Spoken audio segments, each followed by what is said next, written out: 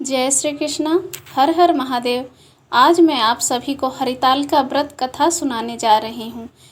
गणेश जी का ध्यान करते हुए सूत जी कहते हैं, मंदार की माला से जिनका केस अलंकृत है और मुंडों की माला से जिनकी जटा अलंकृत है, जो दिव्य वस्त्र धारण की हैं और जो दिगंबर हैं, ऐसी श्री पार्वती जी तथा शिव जी को मैं प्रणाम करता हूँ। रमणीक कैलाश पर्वत के शिखर पर बैठी हुई श्री पार्वती जी कहती हैं, हे महेश्वर, हमें कोई गुप्त व्रत या पूजन बतलाइए जो सब धर्मों से सरल हो, जिसमें परिश्रम भी कम करना पड़े लेकिन फल अधिक मिले। हे नाथ, यदि आप मुझ पर प्रसन्न हो तो यह विधान बताइए। हे प्रभु, किस तप, व्रत या दान से, आदि से, मध्य और अंत रहित आप जैसे महाप्रभु हमको प्राप्त हुए हैं।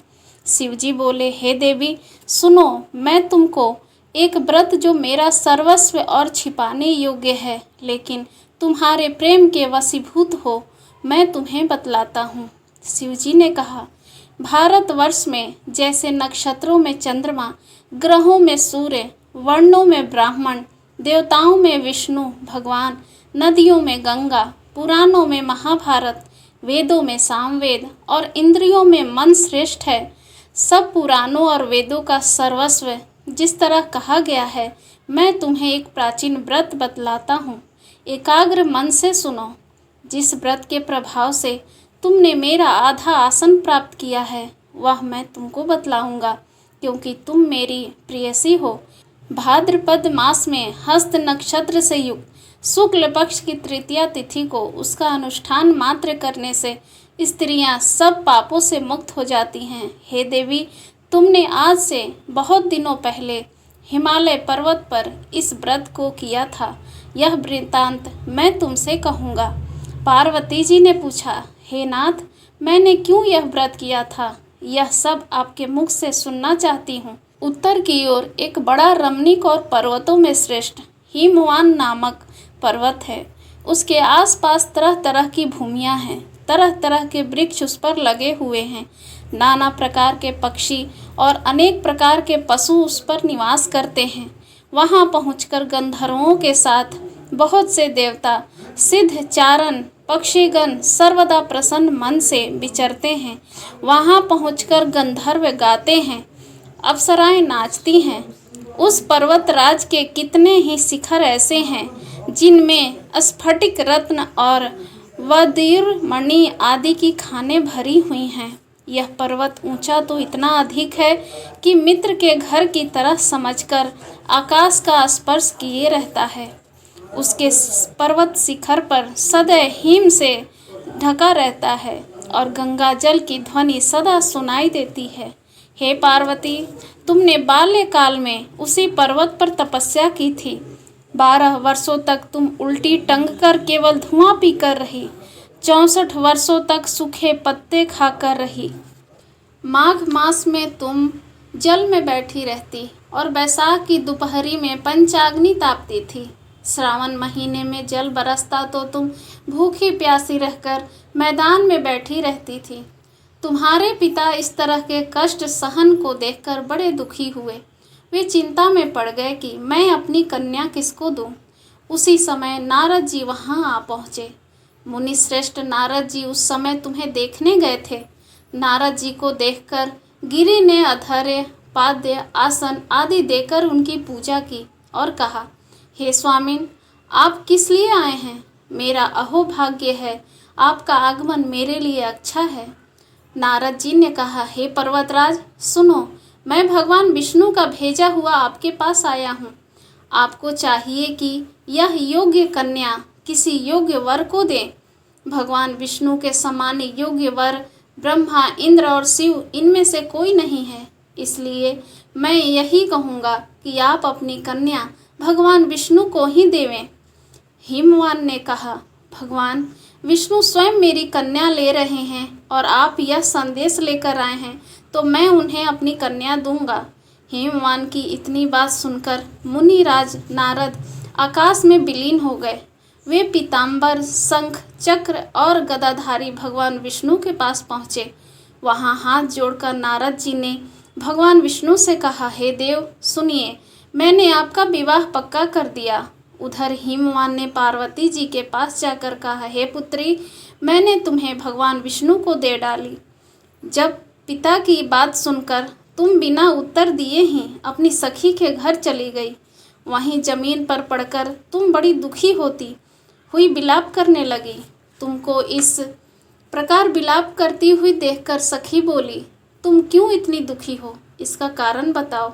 तुम्हारी जो इच्छा होगी मैं यथाशक्ति उसको पूरा करने की चेष्टा करूँगी, इसमें कोई संशय नहीं है। पार्वती बोली, मेरी जो कुछ अभिलाषा है उसे तुम प्रेम पूर्वक सुनो। मैं एकमात्र शिव जी को अपना पति बनाना चाहती हूँ, इसमें कुछ भी संशय नहीं है। मेरे इस विचार को पिताजी ने ठुकरा दिया है, इसमें मैं अपने शरीर को त्याग कर दूंगी। पार्वती की इस बात को सुनकर सखियों ने कहा कि शरीर का त्याग न करो, चलो किसी ऐसे वन को चले जहाँ पिता को पता न लगे। ऐसी सलाह कर तुम जैसे वन में जा पहुँची, उधर तुम्हारे पिता घर घर तुम्हें खोजने लगे। दूतों द्वारा भी खबर लेने लगे कि कौन देवता या किन्नर मेरी पुत्री को हर ले गया है। उनका मन ही मन कहा, मैं नारद जी के आगे प्रतिज्ञा कर चुका हूँ कि अपनी पुत्री भगवान विष्णु को दूंगा। ऐसा सोचते सोचते हिमवान मूर्छित हो गए। गिरिराज को मूर्छित देखकर सब लोग हाहाकार करते दौड़ पड़े। जब होश आया हुआ तो सब पूछने लगे कि गिरिराज, आप अपनी मूर्छा का कारण बताइए।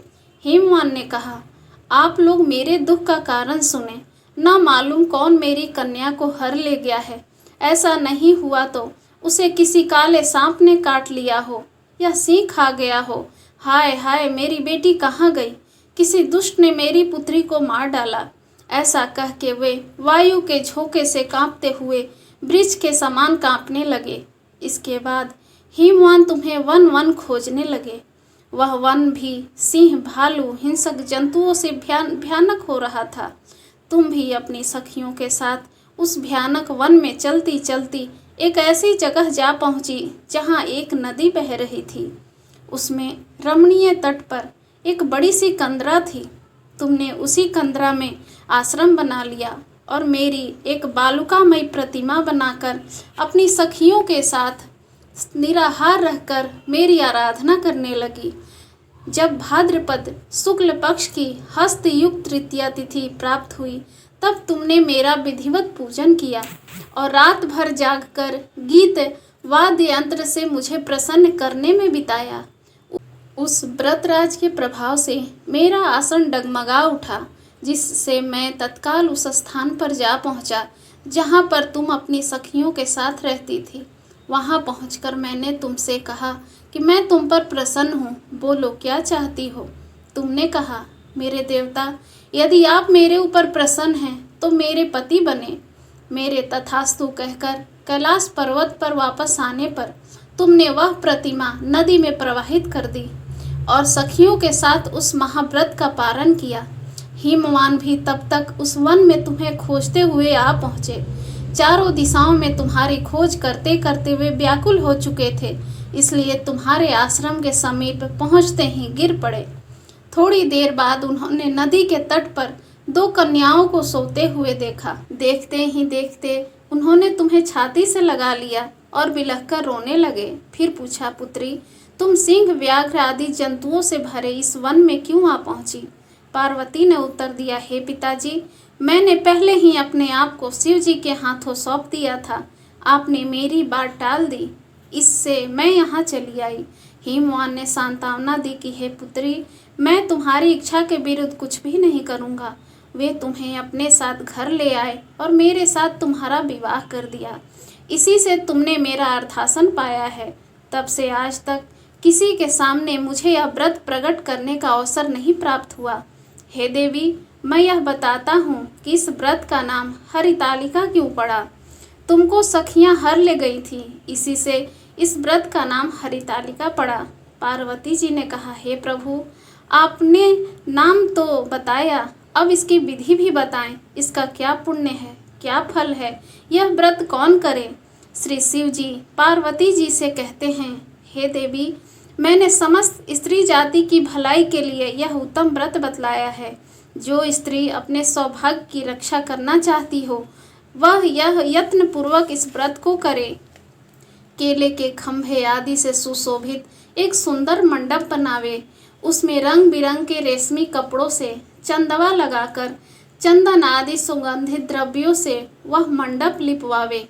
फिर शंख भेरी मृदंग आदि बाजे बजाते हुए बहुत से लोग एकत्र होकर तरह तरह के मंगलाचार करते हुए उस मंडप में पार्वती तथा शिव जी की प्रतिमा स्थापित करे।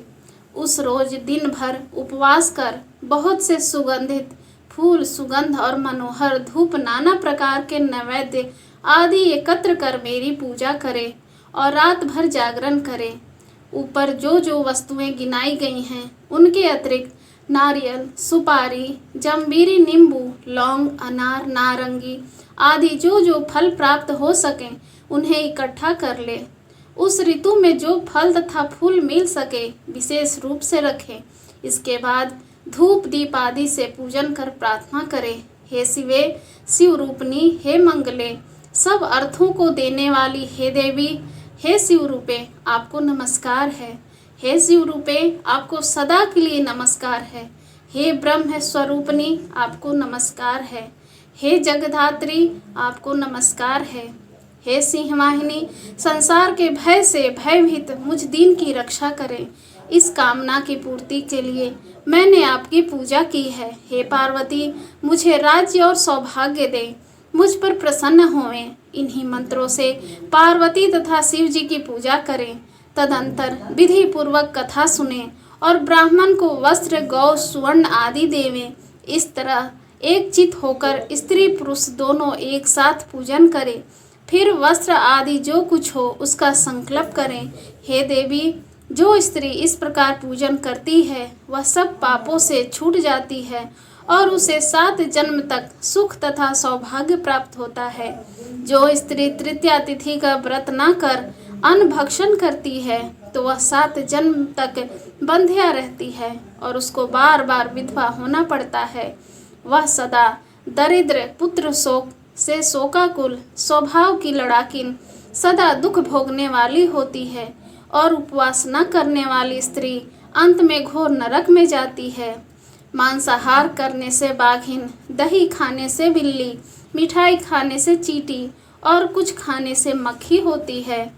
तीज को अन्न खाने से सुकरी, फल खाने से बंदरिया, पानी पीने से जोंक, दूध पीने से सांपिन, उस रोज सोने से अजगरी और पति को धोखा देने से मुर्गी होती है। इसीलिए सभी स्त्रियां व्रत अवश्य करें। दूसरे दिन स्वर्ण, चांदी, तांबा अथवा बांस के पात्र में अन्न भरकर ब्राह्मण को दान दें और पारण करें। जो स्त्री इस प्रकार व्रत करती है वह मेरे समान पति पाती है और जब वह मरने लगती है तो तुम्हारे समान उसका रूप हो जाता है। उसे सब प्रकार के सांसारिक भोग और सायुज्य युक्ति मुक्ति मिल जाती है। इस तरह हरितालिका की व्रत कथा मात्र सुन लेने से प्राणी को 1000 अश्वमेध और सैकड़ों वाजपेयी यज्ञ करने का फल मिलता है।